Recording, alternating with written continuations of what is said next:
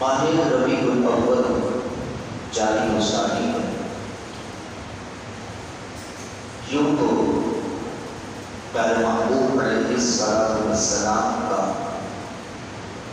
ذکر خیر اس شاہان مصطفیٰ سال کے 365 دن کرتے ہی رہتے ہیں، لیکن خصوصی اہتمام کے ساتھ پیارے محبوب علیہ السلام کی شان و عظمت کا بیان ماہ ربیع الاول میں کیا جاتا ہے۔ اسی مناسبت سے آج پیارے محبوب علیہ السلام کی وہ شان و عظمت جو کہ احمد و جماع صلی اللہ علیہ وآلہ وسلم کو اللہ تبارک و تعالی نے اس شان کے ساتھ عطا فرمائی کہ جس طرح کائنات کا ذرہ ذرہ رب قدیر کی تحمید و تقدیس بیان کرتا ہے، جس طرح رب کائنات کی ذرہ ذرہ تعریف و توصیف بیان کرتا ہے، جس طرح کائنات کا ذرہ ذرہ یہ رب تبارک و تعالی کا ذکر کرتا ہے، تو اسی طرح پیارے محبوب علیہ السلام کو اللہ تعالی نے یہ مقام عطا فرمایا کہ دنیا کا ذرہ ذرہ پیارے محبوب علیہ السلام کی پہچان رکھتا ہے، چاہے وہ جن و انس ہو، شجر و حجر ہو، پیارے محبوب علیہ السلام کو پہچانتے ہیں، ورنہ شجر و حجر، زمین و آسمان اور کائنات کے اندر جو کچھ موجود ہے وہ تمام چیزیں ہمیں نہیں پہچانتی، لیکن اللہ تعالی نے اپنے محبوب علیہ السلام کی ذات کو اپنی بارگاہ کا خصوصی فیضان اس شان کے ساتھ عطا فرمایا ہے کہ کائنات کا ذرہ ذرہ جہاں ذکر الہی کرتا ہے، وہی پر کائنات کا ذرہ ذرہ پیارے محبوب علیہ السلام کی پہچان رکھتا ہے۔ پیارے محبوب علیہ السلام کو جن کفار نے نبی نہ مانا، پیارے محبوب علیہ السلام کا کلمہ پڑھ کر مسلمان نہ ہوئے، لیکن اسی وقت جس دور میں پیارے محبوب علیہ السلام کی نبوت کا انکار کرنے والے تھے، پیارے محبوب علیہ السلام کو نبی نہ ماننے والے تھے، اس وقت وہ اشیاء پیارے محبوب علیہ السلام کے نبی ہونے کی گواہی دیا کرتی تھی کہ جس سے انسان سمجھنے سے قاصر ہے۔ انسان کی سمجھ میں یہ بات نہیں آتی کہ کوئی بھٹر بھی بول سکتا ہے، انسان کی سمجھ میں یہ بات نہیں آتی کہ کوئی درخت بھی بات کر سکتا ہے، انسان کی سمجھ میں یہ بات نہیں آتی کہ جانور بات کرے اور سمجھنے بھی آئے۔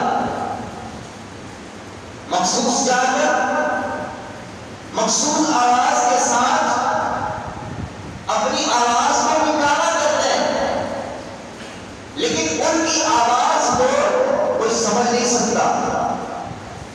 کتا بھونکتا ہے تو کتے کے بھونکنے کی آواز کو کوئی سمجھتا نہیں ہے،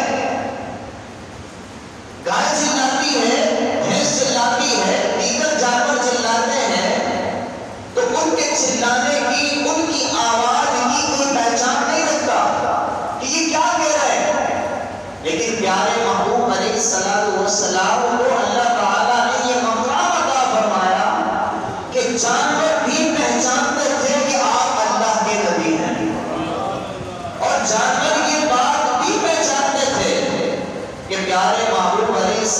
والسلام ہماری زبان بھی سمجھتے ہیں. تو پیارے محبوب علیہ السلام کے نبی ہونے کی گواہی جس طرح مسلمانوں نے دی، انسانوں نے دی، اسی طرح شجر و حجر اور جانور نے بھی پیارے محبوب علیہ السلام کے نبی ہونے کی گواہی دی. پیارے محبوب علیہ السلام کو اللہ تبارک و تعالیٰ نے یوں ہی اپنا معبود نہیں بنا دیا. رب تبارک و تعالیٰ نے اپنے محبوب کے لیے یوں ہی نہیں فرما دیا کہ محبوب صلی اللہ تعالیٰ علیہ وسلم ہم نے آپ کی خاطر آپ کے ذکر کو بلند کیا ہے. تو دیکھیے اس شان کے ساتھ اللہ تعالیٰ نے اپنے محبوب صلی اللہ تعالیٰ علیہ وسلم کے نام کو بلندی عطا فرمائی کہ کائنات کا ذرہ ذرہ پیارے محبوب علیہ السلام کو پہچانتا ہے. اور پیارے محبوب علیہ السلام کو اللہ تبارک و تعالیٰ نے ایک اور مقام پر شان و عظمت عطا فرماتے ہوئے یوں بھی ارشاد فرمایا اور فرمایا وَلَا سَوْفَ يُعْطِيكَ رَبُّكَ فَتَرْضَىٰ کہ محبوب آپ کا رب آپ کو اتنا عطا فرمائے گا کہ آپ راضی ہو جائے گا. ساری دنیا یہ چاہتی ہے، اس انتظار میں ہوتی ہے کہ ہمیں رب کی رضا ملے، ہمیں رب کی رضا ملے، ہم سے رب راضی ہو جائے، ہم ایسا کام کریں کہ رب تبارک و تعالیٰ کی رضا مل جائے. لیکن قرآن کی آیت پیارے محبوب علیہ السلام کی شان و عظمت اس شان کے ساتھ بیان کر رہی ہے کہ رب تعالیٰ فرما رہا ہے کہ اے محبوب ہم آپ کو اتنا عطا فرمائیں گے کہ آپ راضی ہو جائیں گے. اسی لیے اعلیٰ حضرت رحمت اللہ تعالیٰ علیہ فرماتے ہیں خدا کی رضا چاہتے ہیں تو عالم، خدا کی رضا چاہتے ہیں تو عالم، اور خدا چاہتا ہے رضائے محمد. پیارے محبوب علیہ السلام اور رب تبارک و تعالیٰ کی ذات کے اندر یہ محبوبیت کا درجہ ہے، یہ پیار کا درجہ ہے کہ جب رب تبارک و تعالیٰ کی ذات کو دیکھتے ہیں، رب تبارک و تعالیٰ کی شان و عظمت کو دیکھتے ہیں، پیارے محبوب علیہ السلام کو رب تبارک و تعالیٰ نے جو مقام دیا، جو شان و عظمت دی، تو اس بات کو کہنے پر مجبور ہو جاتے ہیں کہ پیارے محبوب علیہ السلام کی شان و عظمت بیان کہتے ہوئے کہا خدا کی عظمتیں کیا ہیں؟ محمد مصطفیٰ جانا ہے. مقام مصطفیٰ کیا ہے؟ محمد کا خدا جانا ہے. تو پیارے محبوب علیہ السلام کی شان و عظمت ہماری سمجھ سے بالا تر ہے. اسی لیے پیارے محبوب علیہ السلام کی ذات کو اللہ تعالیٰ نے یہ شان بھی بخشی کہ رب تبارک و تعالیٰ گویا کہ یہ چاہتا ہے کہ جس طرح کائنات کا ذرہ ذرہ میرا ذکر کرتا ہے، اے محبوب صلی اللہ تعالیٰ علیہ وسلم کائنات کا ذرہ ذرہ تیری پہچان بھی رکھے گا. پیارے محبوب علیہ السلام کی بارگاہ میں حضرت عبداللہ بن عمر رضی اللہ تعالیٰ عنہ فرماتے ہیں کہ ایک اعرابی حاضر تھا اور وہ کہنے لگا کہ میں کیوں کر یقین کروں کہ آپ اللہ کے نبی ہیں، یعنی کہ میں کیسے یقین کر لوں آپ اللہ کے نبی ہیں. پیارے محبوب علیہ السلام نے ارشاد فرمایا کہ اگر وہ درخت کا خوشہ جو اس درخت کے اندر لٹک رہا ہے اگر میں اسے بلاؤں اور میرے پاس آ جائے تو کیا تم ایمان لے آؤ گے؟ واضح خدمت ہوا کہ اگر آپ کے بلانے پر وہ درخت کا خوشہ آپ کے پاس آ گیا تو میں آپ کا یہ کمال دیکھ کر آپ کی یہ خوبی دیکھ کر ایمان لے آؤں گا. چنانچہ پیارے محبوب علیہ السلام نے اس درخت کے خوشے کو اشارہ کیا تو وہ درخت سے جدا ہو کر پیارے محبوب علیہ السلام کی بارگاہ میں حاضر ہو گیا. پیارے محبوب علیہ السلام کی بارگاہ میں حاضر ہونے کے بعد پیارے محبوب علیہ السلام نے اسے دوبارہ کہ جا جس درخت سے تو اتر کر آیا ہے اس درخت میں دوبارہ جا کے لگ جا. پیارے محبوب علیہ السلام کا اشارہ پا کر جس طرح وہ آیا تھا اسی طرح واپس لوٹ گیا. چنانچہ وہ اعرابی جب دیکھتا ہے کہ پیارے محبوب علیہ السلام کو تو یہ درخت کا خوشہ بھی پہچانتا ہے. پیارے محبوب علیہ السلام کی ذات پر پیارے محبوب علیہ السلام کی ذات کو تو یہ درخت بھی ماننے والا ہے, آپ کی اطاعت کرنے والا ہے, میں کیوں محروم رہوں. چنانچہ پیارے محبوب علیہ السلام کی بارگاہ میں کلمہ پڑھ کر مسلمان ہو جاتا ہے. حضرت اللہ بن عمر رضی اللہ تعالیٰ عنہ فرماتے ہیں کہ ہم ایک دفعہ سفر میں تھے. سفر میں ایک عربی پیارے محبوب علیہ السلام کی بارگاہ میں حاضر ہوتا ہے. پیارے محبوب علیہ السلام اسے ایمان کی دعوت دیتے ہیں. چنانچہ پیارے محبوب علیہ السلام کی بارگاہ میں وہ عرض کرتا ہے کیا آپ کی نبوت پر کوئی گواہ ہے؟ آپ کی نبوت کا, آپ کے نبی ہونے کا کوئی گواہ ہے تو میں ایمان لے کر آؤں. چنانچہ پیارے محبوب علیہ السلام نے ارشاد فرمایا دیکھو میدان میں درخت لگا ہوا ہے. پیارے محبوب علیہ السلام نے ارشاد فرمایا کہ وہ درخت میرا نبی ہونے کا گواہ ہے. چنانچہ پیارے محبوب علیہ السلام نے پہلے تو درخت کے خوشے کو حکم فرمایا. وہ پیارے محبوب علیہ السلام کی بارگاہ میں حاضر ہو گیا. اب اس مقام پر پیارے محبوب علیہ السلام درخت کے بارے میں فرما رہے ہیں. پہلے تو درخت میں جز آیا لیکن اس مقام پر پیارے محبوب علیہ السلام نے درخت کے بارے میں فرمایا. چنانچہ جیسے ہی پیارے محبوب علیہ السلام نے اس درخت کو حکم فرمایا کہ میری بارگاہ میں آتے ہو, چنانچہ وہ دیکھتے ہیں کہ اس درخت کی شاخیں زمین سے نکلتی ہیں. زمین سے اس درخت کی شاخیں نکلتی ہیں اور وہ درخت اپنی شاخوں کو زمین سے چیرتا ہوا پیارے محبوب کی بارگاہ میں حاضر ہو جاتا ہے. اور تین مرتبہ پیارے محبوب علیہ السلام کی رسالت کی نبوت کی گواہی دیتا ہے. اور پھر پیارے محبوب علیہ السلام اس درخت کو دوبارہ حکم فرماتے ہیں.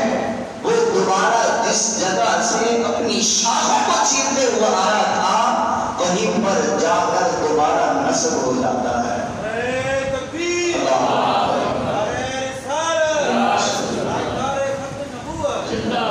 پیارے محبوب علیہ السلام کا یہ عظیم معجزہ دیکھ کر وہ اعرابی بھی کلمہ پڑھ کر مسلمان ہو جاتا ہے.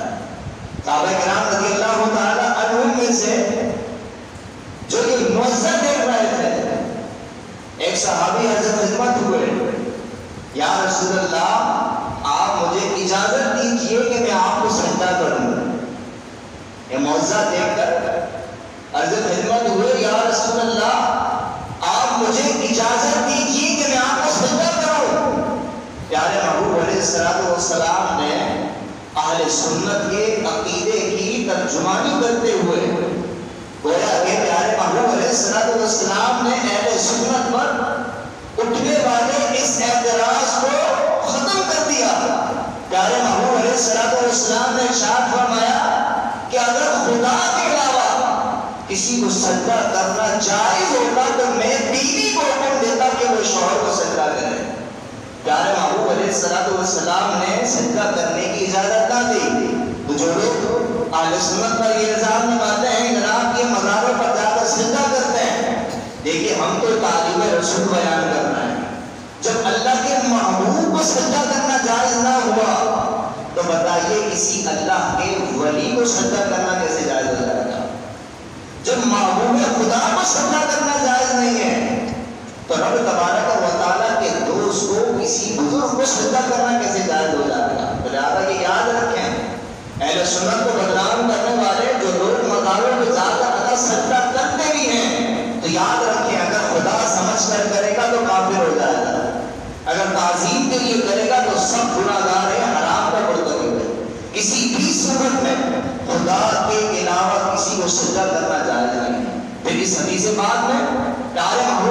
अलैहिस्सलाम की बारगाह में सारे रसूल ने दस्तबोसी की इजाजत चाही, कदम मुबारका को बोसा देने की इजाजत चाही कि या रसूलुल्लाह सजदा करने की तो इजाजत ना मिली, लेकिन इजाजत अता फरमाइए आपके हाथों पर बोसा दूं, आपके कदमों पर बोसा दूं।